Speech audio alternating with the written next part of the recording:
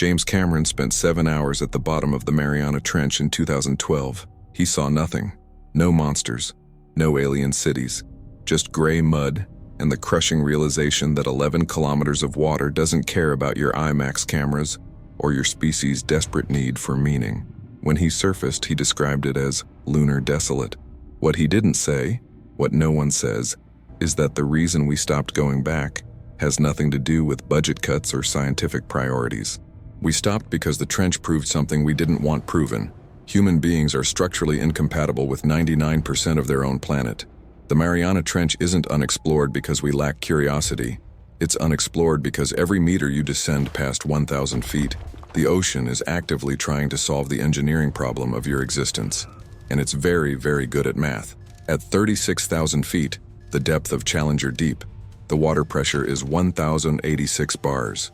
That's 15,750 pounds per square inch. For context, your body operates at 14.7 psi. You are a Ziploc bag of meat designed for a pressure differential that stops existing the moment you sink below the photic zone. Let's correct the historical record. When Don Walsh and Jacques Picard descended in the Trieste in 1960, they didn't conquer the trench. They survived it. Barely. The Trieste wasn't a submarine. It was a pressurized steel ball attached to a gasoline bladder. Gasoline because it's lighter than water and incompressible. The entire design philosophy was, let's put humans inside a sphere so thick the ocean can't pop it like a grape. The walls were 5 inches of forged steel. The window was a single cone of plexiglass 7 inches thick. They saw a flatfish down there, which science later decided was probably a sea cucumber because admitting fish could survive at that depth would require rewriting biology textbooks. Here's what they don't tell you in documentaries. The Trieste's outer hull cracked on the way down. At 30,000 feet, they heard a sharp bang, later determined to be the plexiglass window fracturing under load. They continued anyway, because turning back at that depth is the same as not turning back. Your ascent rate is dictated by buoyancy, and buoyancy doesn't care about your fear. They spent 20 minutes on the seafloor, silent, watching sediment swirl in the lights. Then they dumped the iron ballast and rose for 3 hours, knowing that if the window gave out, the implosion would happen faster than their neurons could fire. They would be paced before their brains could process the word water. Cameron's dive was supposed to change everything. Better cameras, better lights, hydraulic manipulator arms to collect samples. He was down there for 7 hours and collected nothing of value. No biological revelations. No mineral deposits worth strip mining. Just the confirmation that the trench is a graveyard for organic carbon, a place where detritus falls and gets buried under its own weight, compressing into layers of sterile mud that will never fossilize because fossilization requires geological activity, and the trench is geologically locked in a state of perpetual subduction.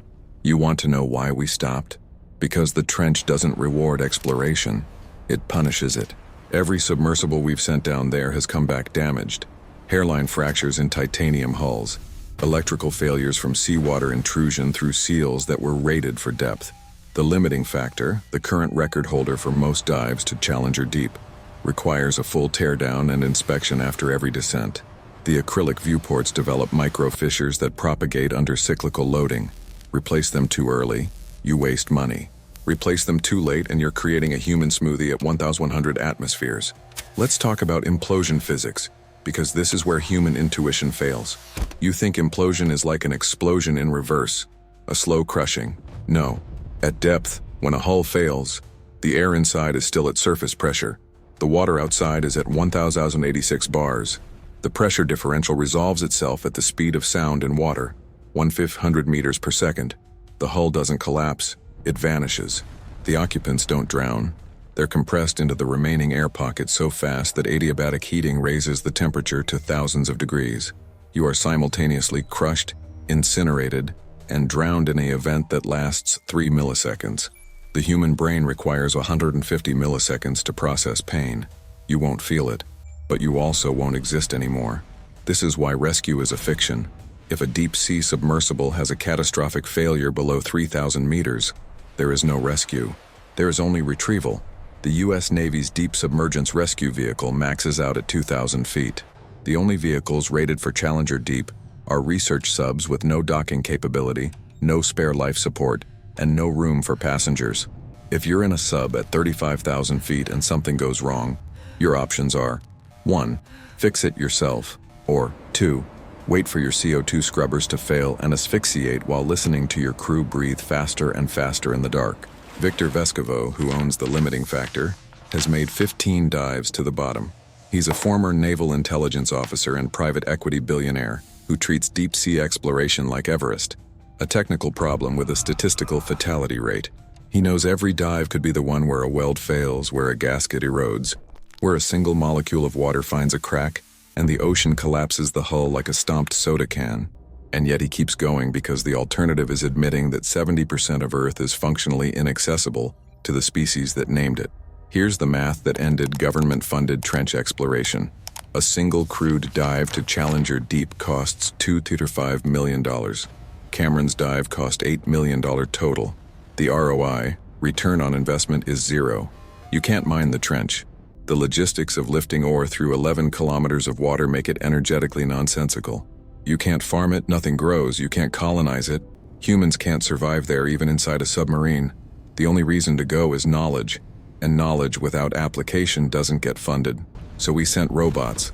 The Nereus, an unmanned ROV, imploded at 10,000 meters in 2014. Just stopped transmitting. They found pieces of it later, scattered across the seafloor like shrapnel. The Kaiko, Japan's flagship deep-sea ROV, was lost in 2003 when its tether snapped. It's still down there probably, buried under sediment, its cameras full of footage no one will ever see. We've lost more robots to the trench than we've successfully recovered. The ocean is patient. It doesn't need to kill you quickly. It just waits for a seal to fail, a battery to die, a tether to snap, and then it fills the space you occupied with water, and it's as if you were never there. The Mariana Trench is not a frontier. Frontiers are places you can settle, where effort compounds into progress. The trench is a wall. You can touch it, briefly, with enough engineering and money, but you can't stay, you can't build, you can't even leave footprints, because the pressure is so high that disturbed sediment recompresses instantly, erasing any evidence of human presence within hours. We stopped exploring the Mariana Trench because it taught us a lesson we didn't want to learn. There are places on Earth where humans will never belong, not because of technology, not because of budget, but because the laws of physics are older and stronger and more patient than any ambition. The trench will be there long after our species is gone, waiting, pressing, erasing. And if you ever find yourself at the bottom, in a metal sphere with 5 inches between you and oblivion, listening to the hull groan under 1 billion tons of water, you'll understand what Cameron understood, what Walsh understood, what every person who's touched the deepest point on Earth understands. You are not an explorer. You are an intruder, and the ocean is just waiting for you to make a mistake.